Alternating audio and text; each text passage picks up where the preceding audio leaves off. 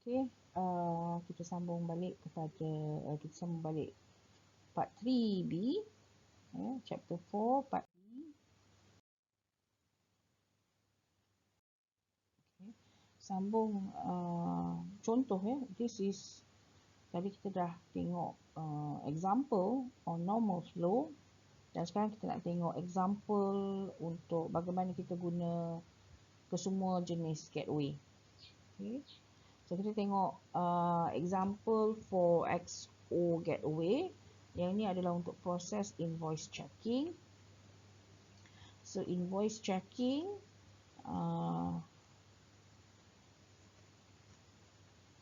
so XO ni be careful dia tanda X dekat sini. Yeah. So first kita ada invoice receive, kita invoice receive, dan aktiviti dia buat ialah check invoice for mismatch. Dan dia start forking out ataupun branching out, split we call it, XO split, mengikut kepada 3 control condition, iaitu no mismatch, mismatch exists but not correct, dan juga condition mismatch exists but cannot be corrected. This one can be corrected, this one cannot be corrected. So dia akan tengok kepada 3 condition untuk split XO ni, dan jikanya match, dia akan laksanakan task seperti post invoice, resend invoice to customer, atau block invoice. Sekiranya one of these condition are met, ataupun sekiranya salah satu condition ini dipenuhi, maka dia akan start XO join ataupun merge balik XO kat sini dengan part invoice activity, dan end the event by invoice handle. Ini adalah contoh untuk XO gateway bagi proses invoice checking proses. Okay. Contoh.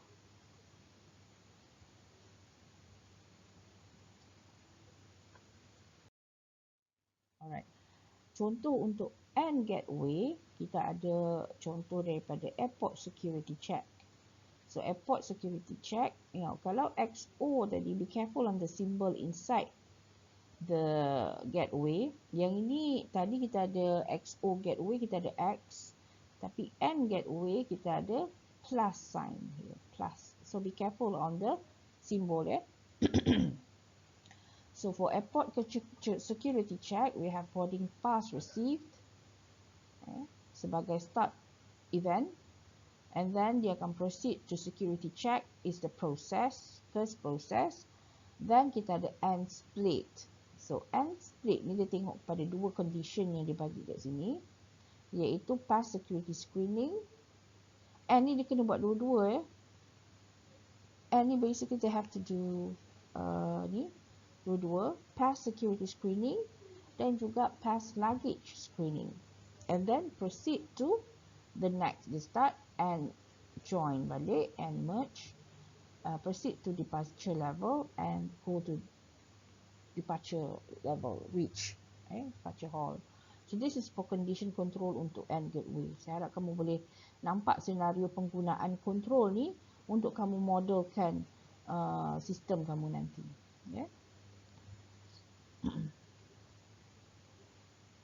So dia mesti meet both condition. Then pass kedua-dua condition, then baru reach. So this third example on OR gateway. So on OR gateway ni be careful juga dekat simbol yang dia dekat simbol dekat gateway dia. Tadi XO kita ada X, N kita ada plus, O gateway kita ada O. And then O ni, bukan O or, sorry. Or ni, condition yang dia kena met ialah satu sahaja. So that's why dia ada salah satu dekat sini, ada sign, simbol sikit kat sini. So meaning they must meet only one condition, ataupun dia must fulfill only one condition. So kita pakai order distribution process.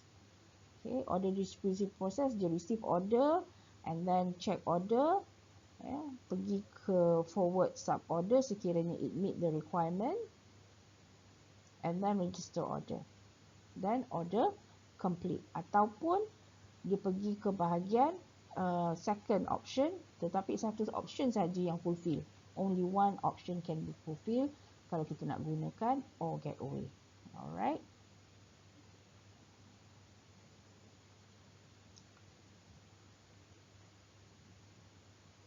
Okay.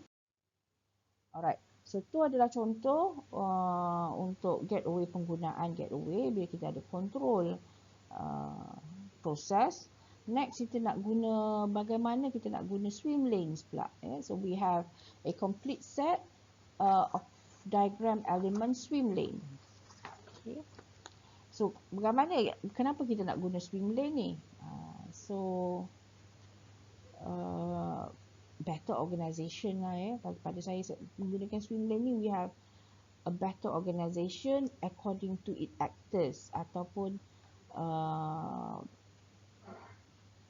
actors. A pool is a swim lane and a graphical container for partitioning a set of activities from other pools, usually in the context of B2B situation. Okay. A lane is a subpartition within a pool. So ada partition dia lah, pembahagian partition according to dia punya owner, actor, yang execute the process. Okay. So basically kita boleh represent the pool by using it vertically ataupun horizontally. Alright, example solution ni kita pakai order to cash example. Dekat sini kita ada seller. Seller kita partitionkan ikut sales dan warehouse and distribution. Dalam warehouse and distribution kita ada warehouse staff dengan ERP system. Tu partition dia. Okay. So dekat sini we have a better organized partitioning. So it gives us some sort of better understanding and view on how we're going to execute. Okay. So dan kita akan mapkan proses kita according to the actors or entity involved for that particular process. Okay. Contohnya, dia akan start daripada ERP system. ERP system ni tahu tak? Enterprise Resource Planning System. Contohlah. So order, purchase order masuk. Purchase order masuk, received. Dan dia akan buat check stock. Dia akan buat check stock availability, dan ini bahagian dia start trigger, and then dia akan pergi kepada sales. Sales ni bahagian sales yang akan buat the checking by looking at the ni apa ni, X or atau N ataupun or get away. So this is X or get away, kan? Alright. So, kalau item in stock ada, so dia confirm order. The confirm order dia kena buat, ini apa? N, kan? N dia akan buat dua ni dan fulfill order. Jika tidak ada, dia reject order. So, this is how we use swim lane. Bagi saya, swim lane give us clear, better view on who is involved. On who's involved for that particular activity. Next, kita ada message flow. Message flow. A message flow represent a flow of information or material between two processes, two parties, two poles. So, message kita represent using this notation. A message flow can connect directly to the boundary of a pole, which captures a message to or from that party. From pool 1 to pool 2. Ini contoh dia. Alright. So, directly to the boundaries of a pool, ini dah baca tadi, to a specific activity or event within pools pun kita boleh guna message flow. From pool dan juga from to a specific activity or event. Alright. So these are example macam mana kita nak send event triggers to receive by the receipt of a message, incoming message flow. Okay. Ini example. Okay. Ini example message flow, penggunaan message flow antara customer ke seller. Okay, daripada customer ke seller. So daripada customer, dia request purchase order through the system. So the system will check the availability. So this is how some sort of communication in the system involved. Okay. And then from sales, from bahagian sales ni tadi, it will ini tanda message receive ya. Message receive ni ada mail ni, and then dia bagi balik order confirmation to the customer. And then it also bagi tahu order rejection. Sekiranya order confirm, dia bagi tahu message order confirm. Kalau tak, dia bagi order rejection. And then sekiranya order confirm, dia bagi shipment notice. And then dia bagi invoice document for them, for the customer. So these are example of message flow. Next, kita ada syntax. Be careful on the syntax. Syntax is basically rules. Okay. Alamak, tadi terlepas bahagian pertama. Bahagian pertama dia kata sequence flow cannot cross the boundaries of pools. Kejap, dia punya okay, semula. Ini message flow. Ini yang ketiga. Dia be careful on the lines that you use. Yeah. So message flow cannot connect two flow elements within the same pool. Alright. Next, process decomposition. Process decomposition penting. Sebab apa? Bila kita ada complex modeling, kita nak decompose the process menjadi satu sub process. So sekiranya itu berlaku, kita kena decompose. Okay? Decomposition. Decomposition ni give us better modeling, better design. Okay? The organization for decomposition gives us better design. So basically, an activity is a process can be decomposed into sub-process. So we are detailing it out. Go to the next level. Lagi detail. Kita nak lagi detail. Kalau kita nak buat sistem, kita mesti jadi detail. So sub-process most of the time memang kena ada. Yeah? So basically, when we have task, and then kita ada collapse sub-processes. Now, be careful on the notation here. Bila kita ada simbol ni, maka ia ada sub-process. Okay? Dan keseluruhannya adalah activities. So with how to use it, or when to use it. So when we use it when we want to improve the understanding by breaking down large models. It's important. Right? Being detailed for design is very important. Because we don't want to miss out any task or any flow. We tak nak missing any flow. Identify parts that should be repeated, executed multiple times in parallel, interrupted or compensated. Ataupun digantikan. So, proses ini memang happens in most information system. Ini adalah contoh sub-process. Untuk aktiviti invoice receive ni, kita ada two type of activity, proses invoice dengan proses payment, dan kedua-dua aktiviti ni ada dia punya sub-process. So proses invoice kita ada even smaller business process which is compose sub-process decomposition dengan menggunakan XO ni . So kalau kita ada a big complex model like this is still not complex lah. So this is just to give you some view untuk bagaimana nak buat decomposition. So this is acquired raw materials sub-process dan ship invoice sub-process.